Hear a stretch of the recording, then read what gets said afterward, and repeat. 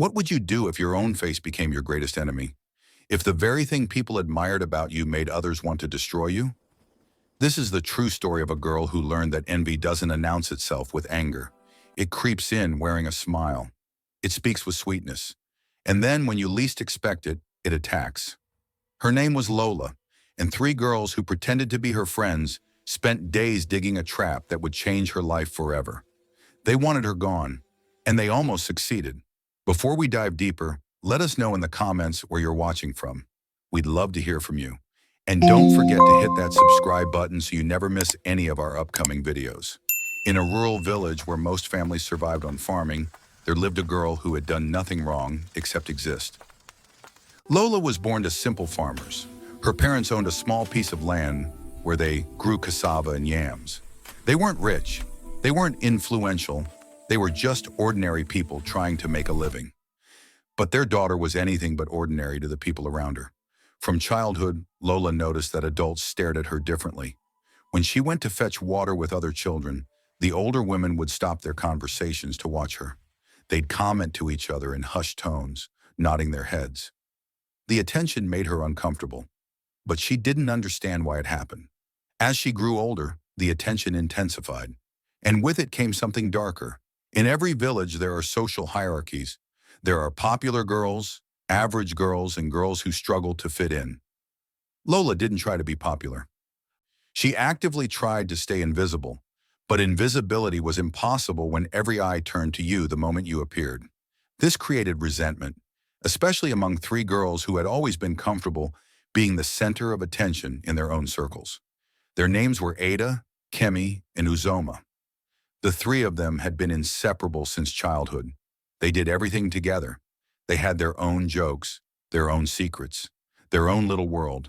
And within that world, they had always felt special, until Lola started growing up. Suddenly, when the three of them walked through the village square, people weren't looking at them anymore. When they fetched water at the stream, the young men weren't trying to talk to them. When there were gatherings, the compliments went elsewhere. It ate at them, slowly at first, then faster, like rust spreading across metal. The criticism started casually, little comments that could be laughed off. "Oh, look who decided to come outside today. Must be nice to have such an easy life." Or, "Some people act like they don't hear you greeting them. Too proud, I guess." Lola would try to respond kindly. She'd smile. She'd greet them extra warmly the next time.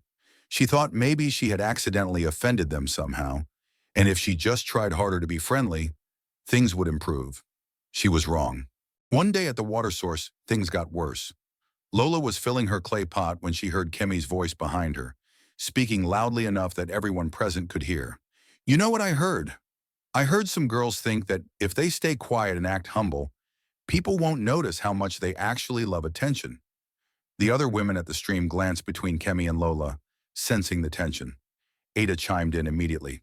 "Right? Like we can't see through it. We all know who walks slower when there are eyes watching." Lola's hands trembled as she lifted her water pot. She wanted to defend herself, but what could she say? She wasn't doing anything wrong. She was just existing. She went home that day feeling smaller than she'd ever felt. Her mother noticed the sadness on her face immediately. "What happened?" her mother asked gently. At first, Lola didn't want to talk about it, but eventually the words spilled out.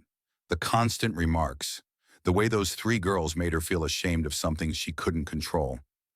The loneliness of being noticed by everyone but liked by no one. Her mother held her close and spoke words that Lola would remember for the rest of her life.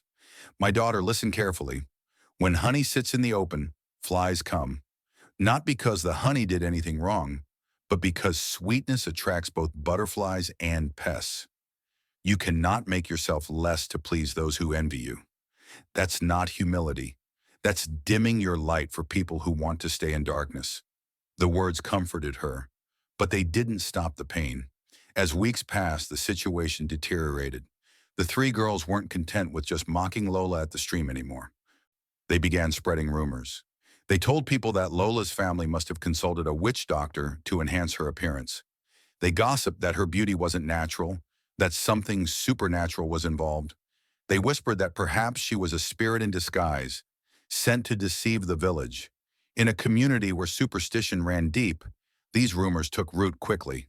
Soon, other villagers began avoiding Lola. Mothers would pull their children away when she walked past. Some people would make protective gestures, warding off evil when she approached. Lola's father, a man of few words, finally spoke up. "This is nonsense," he said firmly. "People are fools. Ignore them. Eventually they'll find something else to gossip about." But Lola's mother wasn't so sure. She saw how the rumors were affecting her daughter. How Lola had stopped going to the market, how she barely left their compound anymore, how the light in her eyes was fading. So the mother made a decision. She would keep Lola home more often, not because she believed her daughter needed to hide, but because she wanted to protect her from the cruelty outside. This decision, though made with love, had an unintended consequence. It made Lola lonelier than ever.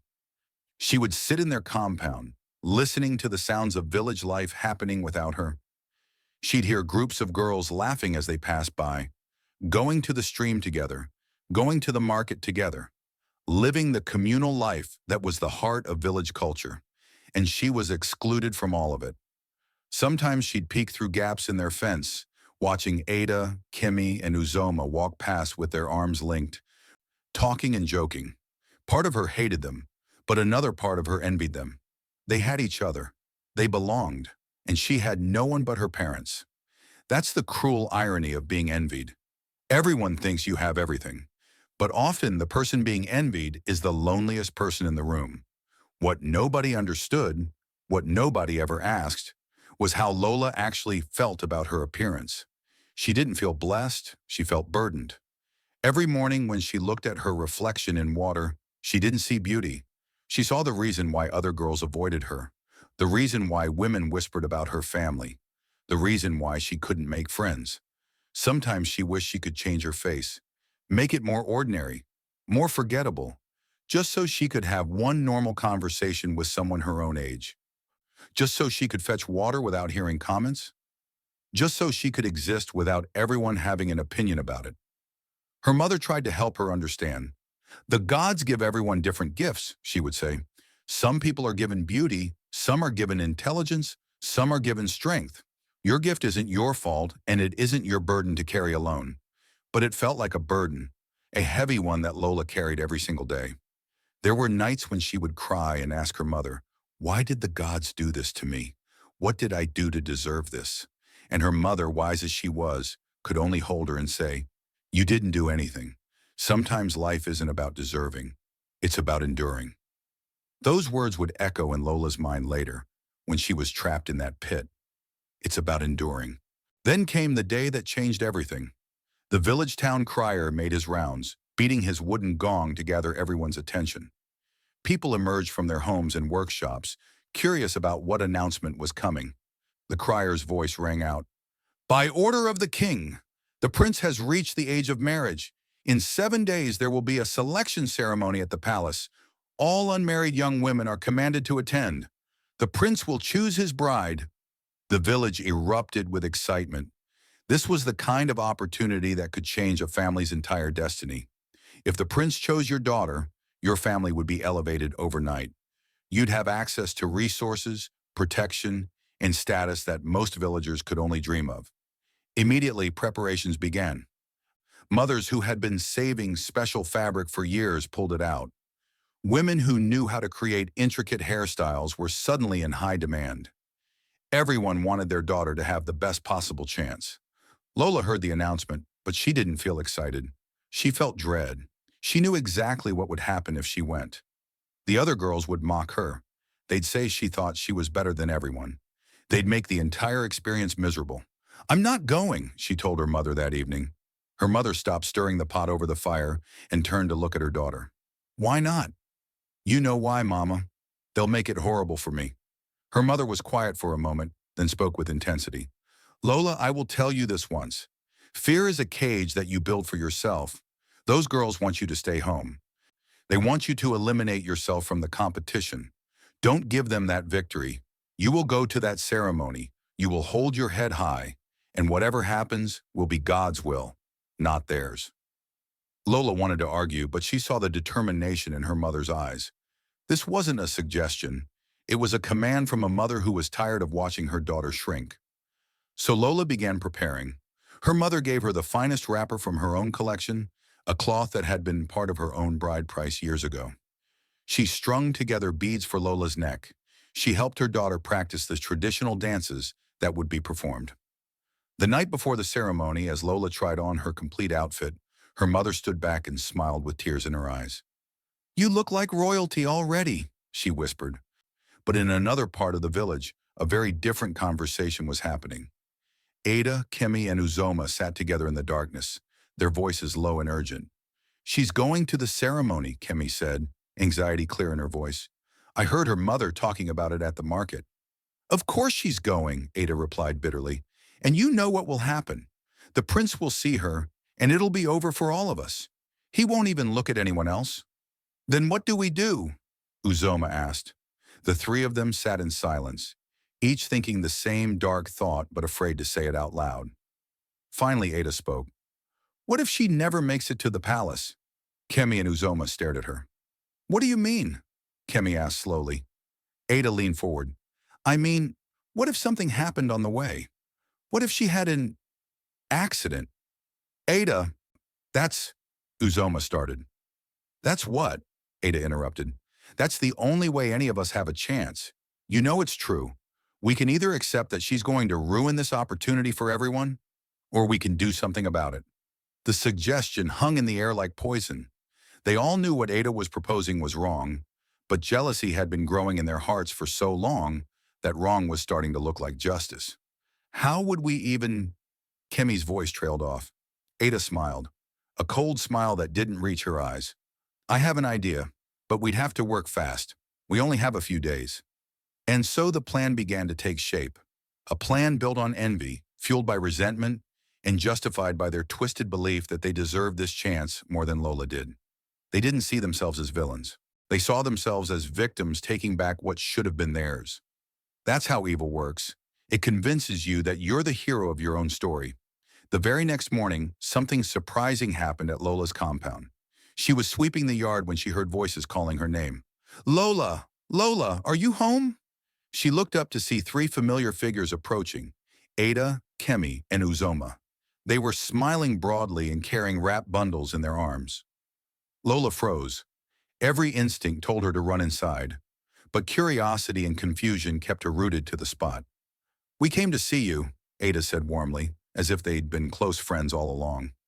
"We brought you some things, a peace offering." They unwrapped the bundles to reveal roasted groundnuts, fresh fruit, and some sweet coconut candy, rare treats in their village. Lola stared at them, unable to speak. Kemi stepped forward, her face arranged in an expression of regret. "We know we've been terrible to you. We've been jealous and mean, and we're ashamed of ourselves. We wanted to apologize properly." "We've been doing a lot of thinking," Uzoma added, "about how we've treated you, about the rumors we helped spread. It wasn't right. We were wrong." Lola's mother appeared in the doorway, her eyes immediately suspicious. She'd heard these voices and came to investigate. "Lola," her mother said firmly, "come inside." But Ada spoke up quickly. "Please, Ma, we know you have no reason to trust us, but we're sincere. We want to make things right before the ceremony. Life is short and grudges are pointless." Her mother pulled Lola aside into the house. "Don't believe them," she whispered urgently. "Snakes don't transform into birds. They just shed old skin and grow new scales." "But Mama, what if they really mean it? What if they truly want to make peace?" Her mother studied her daughter's face and saw the loneliness there, the desperate hope for friendship. And despite every warning signal in her mind, she couldn't bring herself to crush that hope completely. "Be careful," was all she said. "Keep your eyes open." So Lola accepted the gifts. And the girls stayed for a while, talking and laughing. It felt strange at first, but gradually Lola let her guard down slightly. They asked about her preparations for the ceremony. They complimented her dancing. They acted like normal friends. When they left, Lola felt something she hadn't felt in years. Hope for connection, hope for belonging. Her mother watched them go with a heavy feeling in her chest. She wanted to be wrong. She wanted to believe people could change. But something felt off. Something felt calculated about their timing and their smiles. The three girls returned several times over the next few days. Each visit seemed innocent enough. They'd bring small gifts. They'd chat about village gossip. They'd help Lola practice her dance steps for the ceremony. But each visit had a purpose. They were studying Lola's routine, learning her mother's schedule, building trust so that when the critical moment came, Lola wouldn't hesitate to follow them. On the third night after their first visit, the three of them met secretly outside the village. "Tomorrow we dig," Ada said. "We need at least 2 days to make it deep enough." They'd brought tools from their family's farms. Hoes for breaking ground, shovels for removing dirt. They'd told their parents they were clearing a new garden plot together. Deep in the forest, far from any regular paths, they found the perfect location. A small clearing surrounded by thick vegetation. A place where screams wouldn't carry far. A place where someone could disappear. They began to dig. The work was backbreaking. The ground was hard, packed with clay and stones. Their hands blistered within the first hour. Their backs ached. Sweat poured down their faces despite the cool forest air. But they kept going. "Think about tomorrow," Ada grunted as she drove her shovel into the earth. "Think about the palace. Think about the prince looking only at her while we stand there like decorations." The anger fueled them. Each shovelful of dirt removed was like removing Lola from their lives. Each foot deeper was like bearing their jealousy and finally being free of it. Except jealousy doesn't die when you bury it. It just grows roots underground. They worked through the afternoon until the pit was roughly 6 feet deep and wide enough that someone falling in couldn't easily brace themselves against the sides. "Is it deep enough?" Uzoma asked, staring down into the hole they'd created. Ada picked up a rock and dropped it. They heard it thud at the bottom. "If she falls in there, she'll be hurt badly enough. Broken ankle. Maybe worse. Either way, she won't be dancing for any prince." Kemi was quiet. She'd been quiet for most of the digging. Now she spoke up. "What if she gets really injured? What if she steals the life we deserve?" Ada shot back. "Stop feeling sorry for her. She's had everything easy. Everyone loves her. Everyone stares at her. Everyone treats her like she's special. Meanwhile, we're invisible. Tomorrow we fix that." They covered the pit with branches and dried leaves, making it look like ordinary forest floor. Then they stepped back and looked at their work. "Tomorrow," Ada said. "Tomorrow she falls." The morning of the selection ceremony arrived with brilliant sunshine. Lola woke to find her mother already heating water for her bath. Her mother helped her bathe using water infused with sweet-smelling herbs. She oiled Lola's skin until it glowed. She wrapped her daughter in the special cloth they'd prepared, tying it carefully so it wouldn't come loose during dancing. "Remember," her mother said as she worked, "whatever happens today is meant to happen. Don't force anything. Don't dim yourself. Just be who you are." But even as she spoke these encouraging words, a knot of anxiety sat heavy in her stomach. She'd had dreams last night, dark dreams of holes in the earth and voices calling for help. She tried to shake them off as nervousness, but they clung to her mind like cobwebs. "Mama, what's wrong?" Lola asked, noticing her mother's distraction. "Nothing, my child. I just want you to promise me something. Go straight to the palace. Don't let anyone convince you to take a different path. Stay on the main road where there are people. Promise me." "I promise, Mama." Her mother kissed her forehead, whispering a prayer of protection. Around mid-morning, after her mother and father had already left for the palace to help with preparations, Lola heard familiar voices outside. "Lola, are you ready? We came to walk with you." She looked out to see Ada, Kemi, and Uzoma standing there, all dressed in their finest. They looked excited, their eyes bright with something that Lola mistook for happiness. She stepped outside and they gasped dramatically. "Look at you," Kemi exclaimed. "You look incredible." "The prince is going to lose his mind," Uzoma added, though her smile seemed tight. Ada stepped forward and linked arms with Lola. "Come on, we should go together. All of us. United, right?" Lola felt a warmth spread through her chest. Maybe her mother had been wrong. Maybe these girls really had changed. Maybe she finally had friends. As they started walking, Ada spoke up casually. "You know, instead of taking the main road, we should cut through the forest. There's a path that comes out right near the palace. It's much faster. Lola hesitated. The forest? I don't know that path. That's why you have us, Kemi said quickly. We use it all the time. Trust us. Lola thought about her mother's warning. Go straight to the palace. But looking at these three girls, all dressed up, all seemingly excited to share this day with her, she couldn't see any danger. Won't we get our clothes dirty? She asked. Not if we're careful, Ada assured her. Come on, this way we'll all arrive fresh while everyone else who took the main road will be sweaty and dusty. It made sense, and Lola desperately wanted to believe that this friendship was real, so she followed them. They left the main path and entered the forest. At first it was fine. The path was clear enough, and they laughed and talked as they walked. Lola felt happy, genuinely happy for the first time in longer than she could remember. But gradually things changed. The path got narrower. The trees grew thicker. The bird sounds that had filled the air earlier became sparse. Lola started to feel uneasy. Are you sure this is right? We've been walking for a while. Almost there, Ada said, though her voice had lost some of its cheerfulness. It sounded tense now, focused. They walked in silence for another few minutes. Lola noticed that Kemi and Uzoma had dropped back slightly, so she was walking just ahead with Ada. Then Ada stopped suddenly. Wait, I think we need to go a bit more to the left. The path splits here. She gestured toward a particularly dense section of forest. Lola couldn't see any path there at all. I don't see... Trust me, Ada said. Just a few more steps. Something in her gut screamed at Lola to stop, but she'd come this far. And these were her friends now.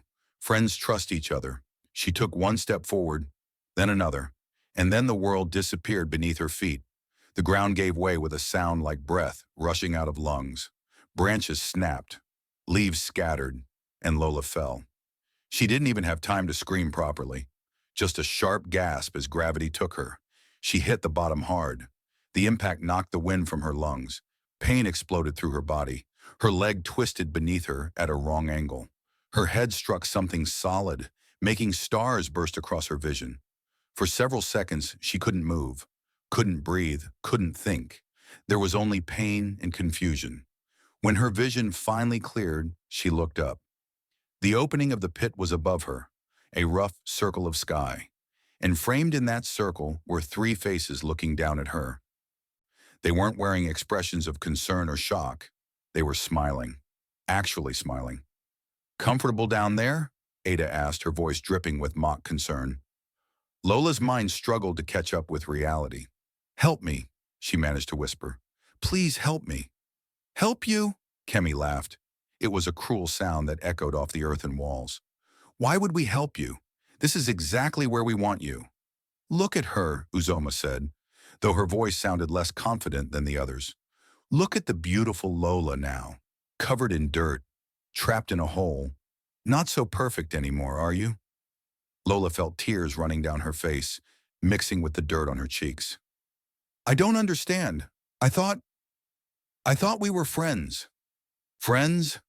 Ada's voice turned sharp. You actually believe that?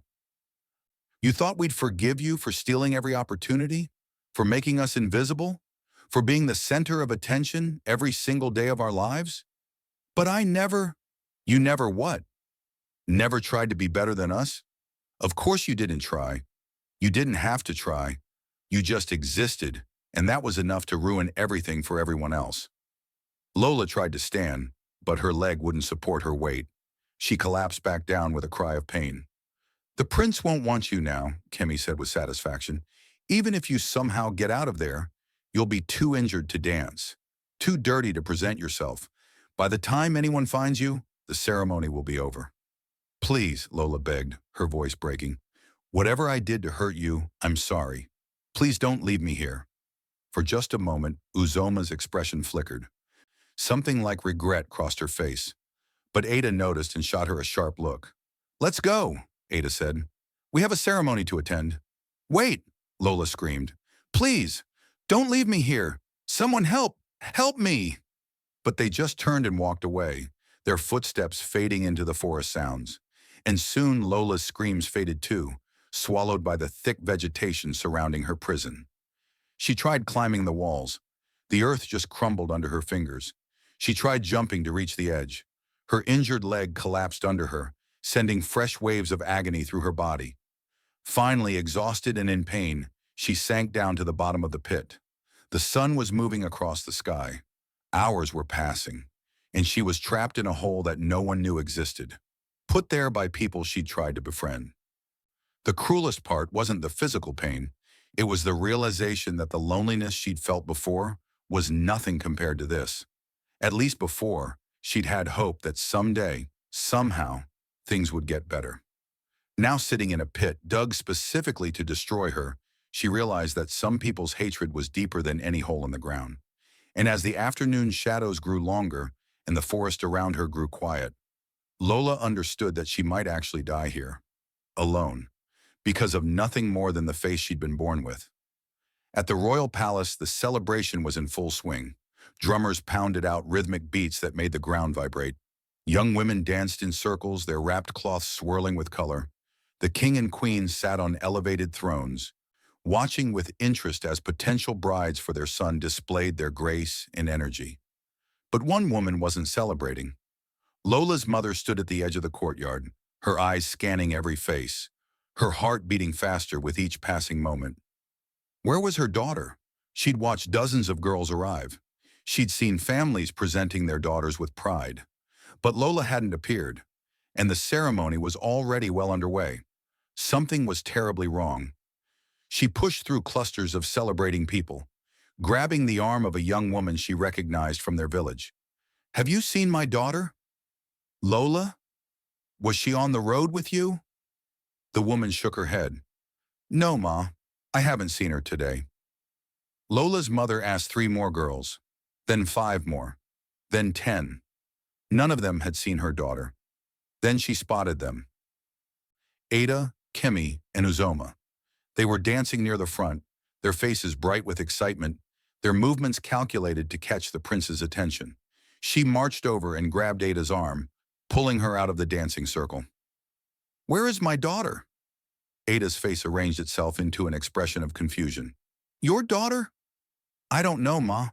We haven't seen her today." "Don't lie to me. You came to my compound this morning. I heard your voices." The other 2 girls had stopped dancing and came over. Kemi spoke up. "We did stop by, Mom, but Lola said she wanted to walk to the palace alone. She said she needed time to prepare herself mentally, so we left without her." "That's a lie," Lola's mother said, her voice rising. "My daughter was waiting for—" "Ma, we're telling the truth," Uzoma interrupted, her face sincere. "Maybe she got nervous and decided not to come. You know how shy she can be." Lola's mother stared at the 3 of them. Every maternal instinct she had was screaming that they were lying, but they looked so genuine, so concerned, and she had no proof. She left them and found her husband, who was helping serve food to the royal family. When she told him Lola was missing, his casual demeanor vanished. "She was ready when I left," he said, confusion clear in his voice. "She wouldn't just not come, not after everything." "Something's happened," Lola's mother said, and her voice caught. "Something's wrong. I can feel it. We need to go home and look for her." But just then, the drum stopped. Everyone turned to face the throne as the king stood to make an announcement. The king's voice boomed across the suddenly quiet courtyard.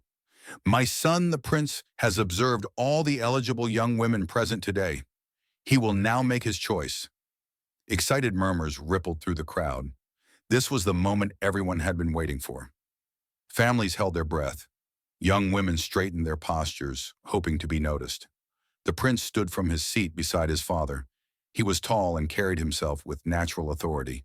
He walked slowly through the crowd of women, looking at each face carefully. But as he moved through them, his expression remained neutral. No spark of recognition, no smile of discovery, just polite observation. He completed his walk and returned to stand before his father. The crowd waited eagerly. "Father," the prince said clearly, so everyone could hear, "I have not found my wife today." Shocked gasps filled the courtyard. The king's eyebrows rose in surprise. "Not one?" the king asked. "Not one," the prince confirmed. These are all worthy women, but I feel no connection to any of them. I cannot choose a wife simply for the sake of choosing." The king was quiet for a moment, then nodded slowly. He understood. A forced marriage built on nothing but obligation would serve no one. He addressed the crowd. "The prince has spoken. There will be no selection today. We thank you all for coming." Disappointment swept through the gathering like wind through grass. Young women who had spent weeks preparing felt their hopes crumble. Families who had invested money in special clothing felt the sting of wasted resources. But no one felt worse than Ada, Kemi, and Uzoma. They stood frozen in the crowd, their faces masks of shock and rage. They had gone through all of that. They had planned. They had dug. They had betrayed. They had probably injured someone seriously. And for what? The prince didn't want any of them anyway. All that cruelty, all that evil, for absolutely nothing. Meanwhile, Lola's parents didn't wait for the formal ceremony to end. They were already running from the palace, heading back toward their compound, praying they'd find their daughter there safe. But when they reached their home, it was empty, exactly as they'd left it. Lola's mother collapsed to her knees in their courtyard and let out a wail that made the neighbors come running. Her father held her while she sobbed, but his mind was racing. Where would Lola have gone? Why wouldn't she have come to the palace? Unless she couldn't. "We need to go back to the palace," he said firmly. "We need to report this to the king. Something's happened to our daughter, and we need help finding her." They ran back to the palace, where the crowd was dispersing. Lola's father pushed through people until he reached the royal guards. "Please," he said desperately, "please, I need to speak to the king. My daughter is missing." The guards, seeing his genuine distress, allowed him and his wife through to approach the throne. The king, who had been discussing the disappointing ceremony with his advisors, looked up at the distraught couple kneeling before him. "Your Majesty," Lola's mother said through her tears, "our daughter was supposed to come to this ceremony. She was prepared. She was excited, but she never arrived, and we can't find her anywhere. Please, we need help searching for her." The king's expression grew serious. "When did you last see her?" "This morning, Your Majesty. She was at home ready to leave, and 3 girls from our village had come to fetch her." "Which girls?" "Ada, Kemi, and Uzoma, Your Majesty." The king gestured to his guards. "Bring those 3 women here immediately." The girls were found trying to leave the palace grounds. They were brought before the king, their earlier confidence now replaced with barely concealed nervousness. "These people say you went to fetch their daughter this morning," the king said. "Is this true?" Ada spoke up. "We did stop by their compound, Your Majesty, but their daughter said she preferred to come alone. So we left." "That's not true," Lola's mother cried. "My daughter would never—" The king held up his hand for silence. He looked at the 3 girls for a long moment, his experienced eyes reading their body language, their facial expressions, the way they stood just slightly too close to each other for support. "Guards," he said, "I want search parties sent out immediately. Check every path between this village and the palace. Check the market. Check the surrounding areas. Find this girl." Over 20 guards split into groups and spread out across the region. They questioned villagers. They walked the main roads. They searched obvious locations. Hours passed. The sun began to set, painting the sky in shades of orange and purple. And they found nothing.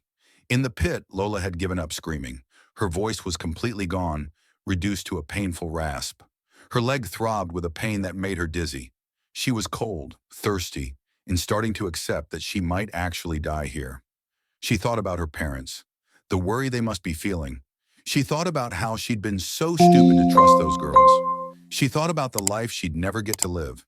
As darkness fell completely, covering her prison in blackness, so complete she couldn't see her own hands, Lola closed her eyes and prayed one final time. "If anyone can hear me," she whispered to whatever gods might be listening, "please, I don't want to die alone in this hole."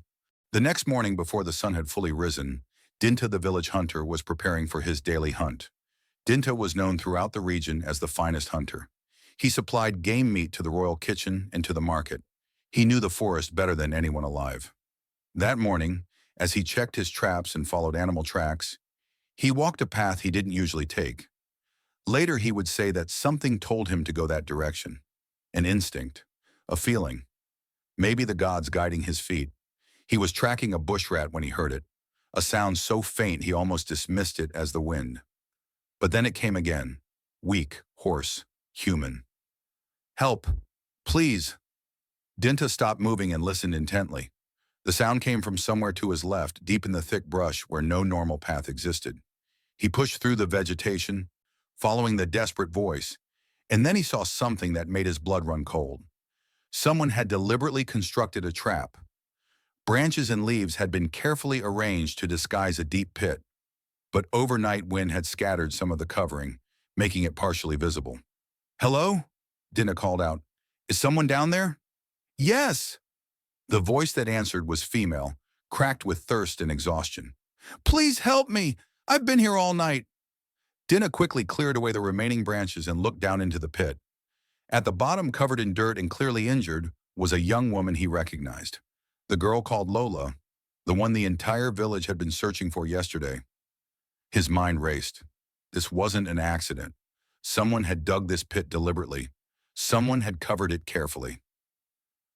And someone had led this girl straight to it. "Hold on," he called down. "I'm going to get you out." He always carried rope for hauling game. He quickly tied one end to a nearby tree and lowered the other end into the pit. "Can you hold on?" he asked. Lola tried to stand, but her injured leg wouldn't support her weight. She gasped in pain and fell back down. "My leg," she said weakly. "It's broken, I think. I can't stand on it." Dinah thought quickly. "Can you tie the rope around your waist? I'll pull you up, but you need to be secured."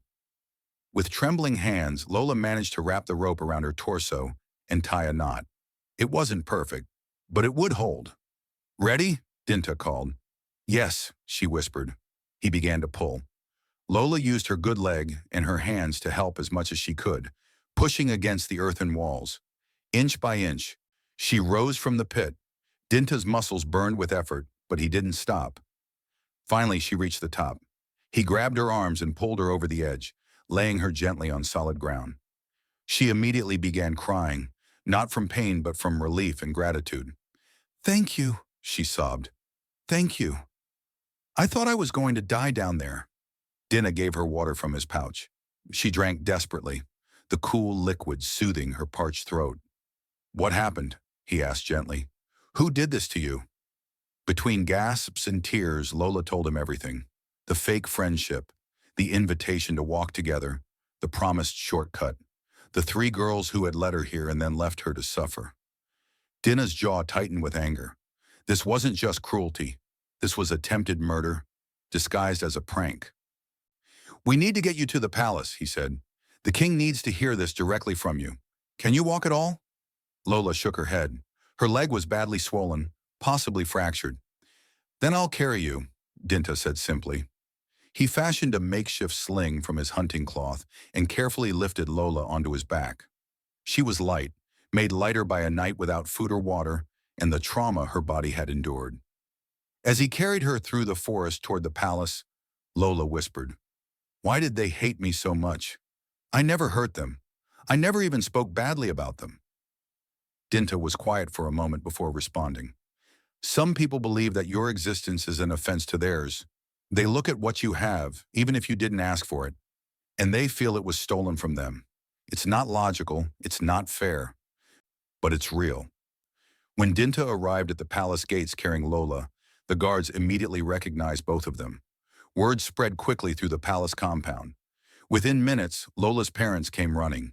Her mother's scream of joy and anguish when she saw her daughter could be heard throughout the palace. "My child, my baby."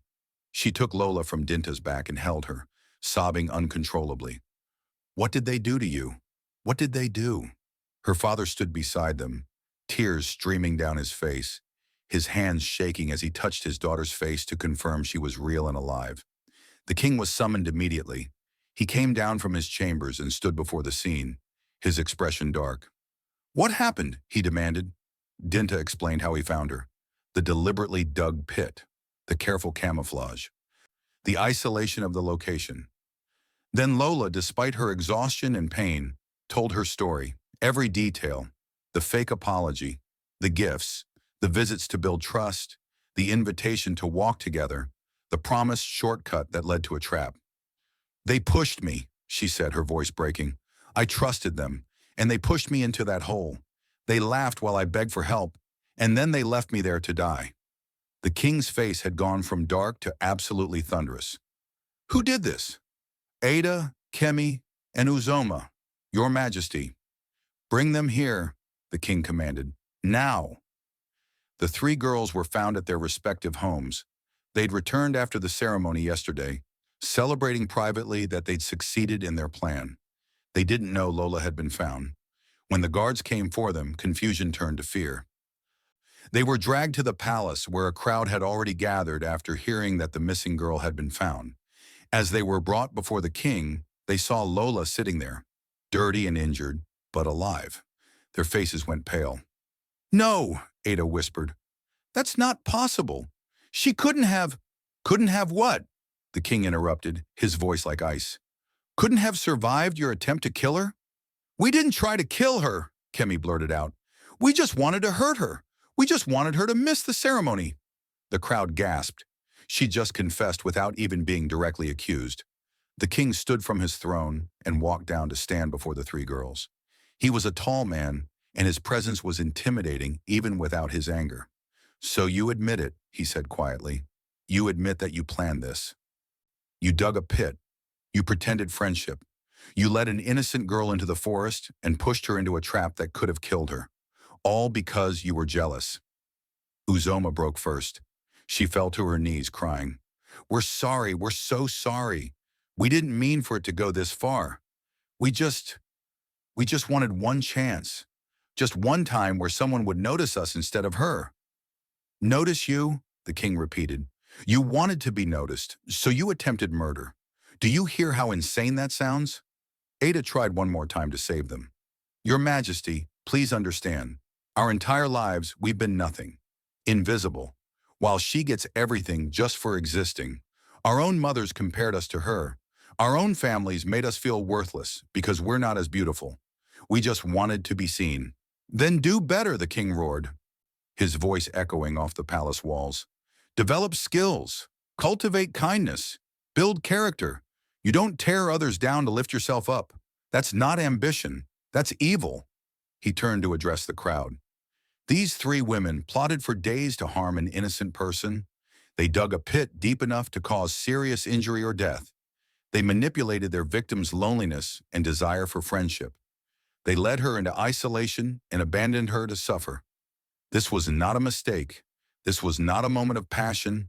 This was calculated cruelty. He turned back to the three girls. You will spend the next 2 years in the palace prison. You will have time to reflect on what jealousy costs. And when you are released, I have additional terms. The girls were crying now, all three of them, pleading for mercy. When you are released, the king continued, you will be banished from this village for 2 additional years. You may not live here. You may not trade here. You may not visit your families here. You will learn what true isolation feels like. Maybe then you'll understand what you put this girl through. Your Majesty, please, Ada begged. That's too harsh. We're sorry. We've learned our lesson. Your lesson hasn't even begun, the king said coldly. Guards, take them away. As the guards dragged them toward the prison, they screamed and pleaded. Their parents tried to intercede, but the king's word was final. The crowd watched in silence as the three girls disappeared into the palace dungeons. Justice, harsh but fair, had been served. After the three girls were taken away, the king returned to his throne, exhausted by the proceedings. The crowd began to disperse, shocked by what they had witnessed. But then the prince stood up. He'd been sitting quietly throughout the entire confrontation, watching and listening. Now he stepped forward, and something in his demeanor made everyone pause. Father, he said, may I speak? The king nodded, curious.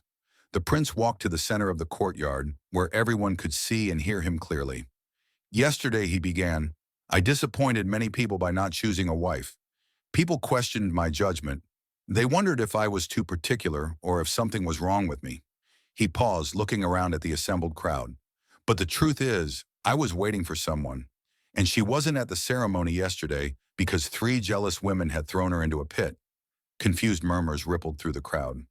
Lola, sitting with her parents, looked up in shock. The prince walked over to where she sat. He knelt down so they were at eye level. "I've been watching you for months," he said gently.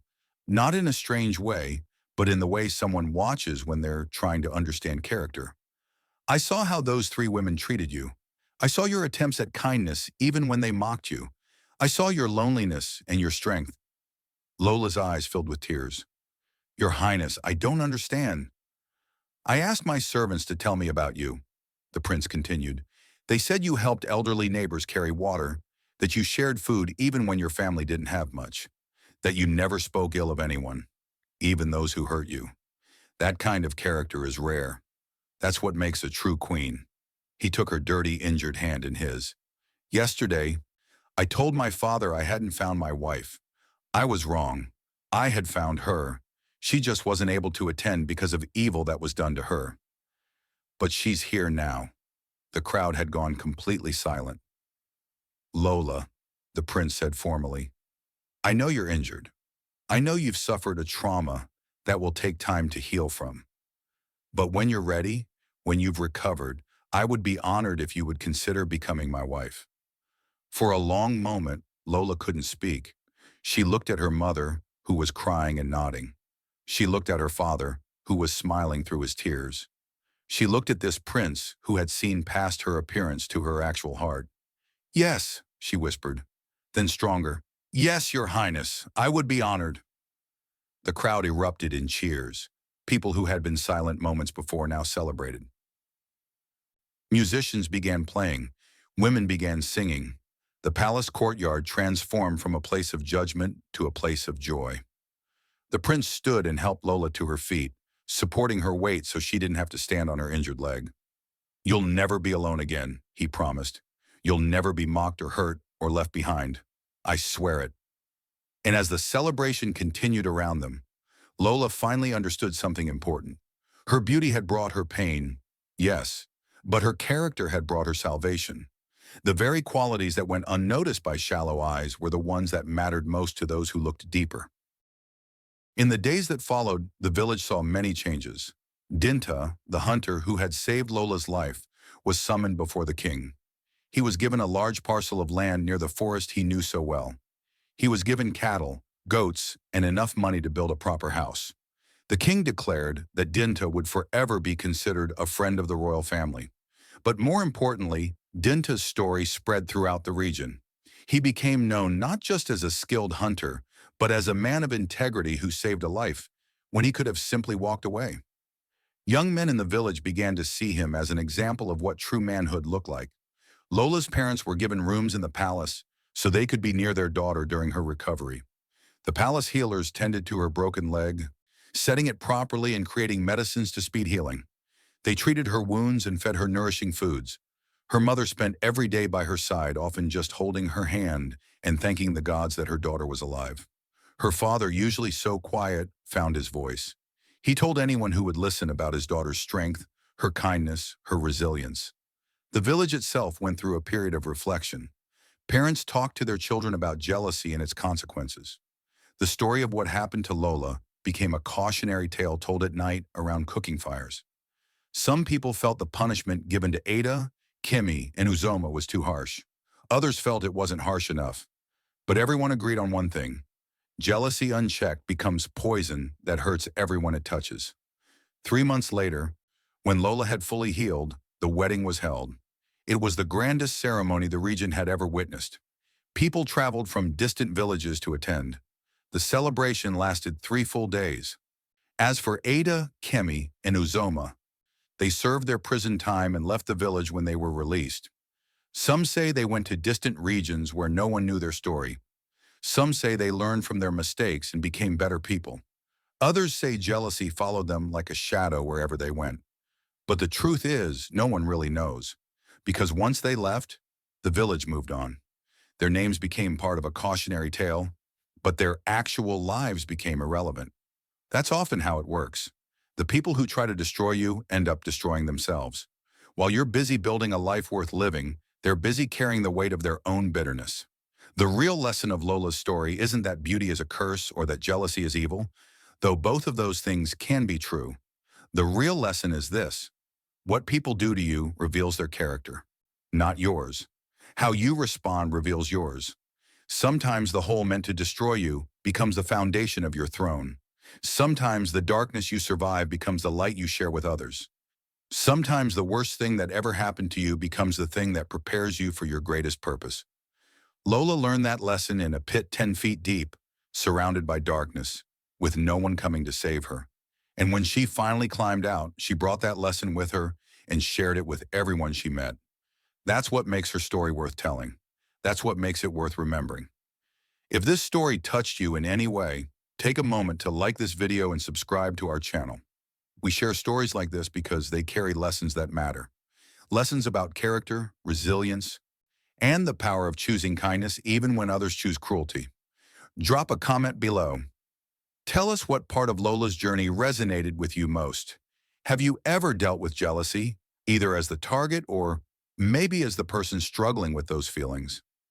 Share your thoughts. This community is a safe space for honest conversations.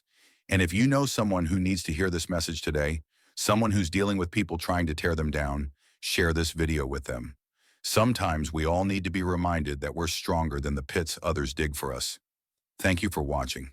Until next time, remember, your character is your crown, and nobody can take that from you.